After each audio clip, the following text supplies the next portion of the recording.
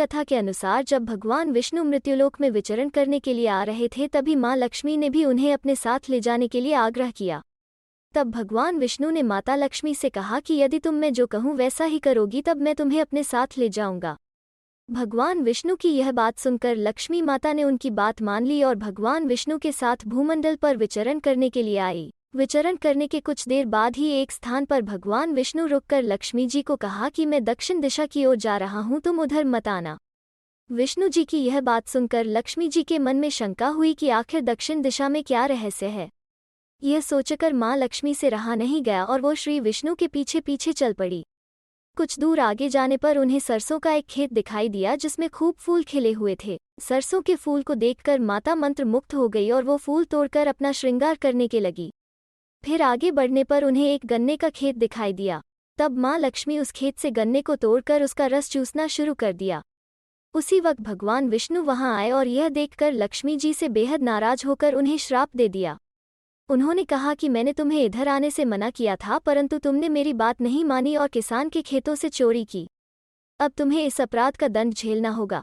अब से तुम्हें इस किसान के घर रहकर 12 वर्ष तक सेवा करना होगा। भगवान विष्णु माता लक्ष्मी को छोड़कर क्षीर सागर में चले गए। तब माँ लक्ष्मी उसी गरीब किसान के घर में निवास करने लगी।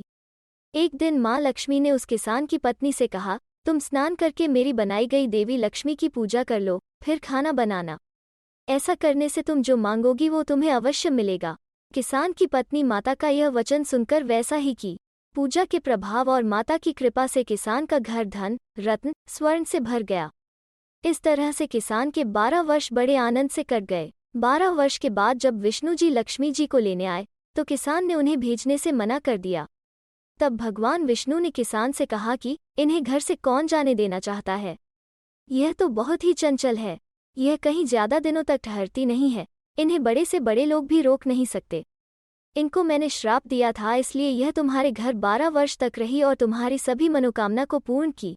यह सारी बात सुनकर भी किसान अपने बातों पर अड़ा रहा। लक्ष्मी जी ने किसान से कहा, तुम मुझे रुकना चाहते हो तो मैं जो तुम्हें कहूंगी वैसा करो। कल तेरस है, तुम कल घर को अच्छी तरह लिपकर रात्रि में घी का दीपक जलाकर रखना और शाम के समय मेरी पूजा आराधना करना और एक तांबे के कलश में कुछ रुपए भरकर मेरे लिए रखना। मैं उस कलश में निवास करूंगी। लक्ष्मी माता कहती हैं, किंतु पूजा के समय तुम मुझे देख नहीं पाओगे।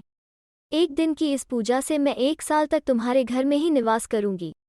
यह कह माता लक्ष्मी और भगवान विष्णु अंतर्ध्यान हो गए। तभी से हर वर्ष तेरस तिथि के दिन लक्ष्मी माँ की पूजा धनतेरस के रूप में की जाने लगी।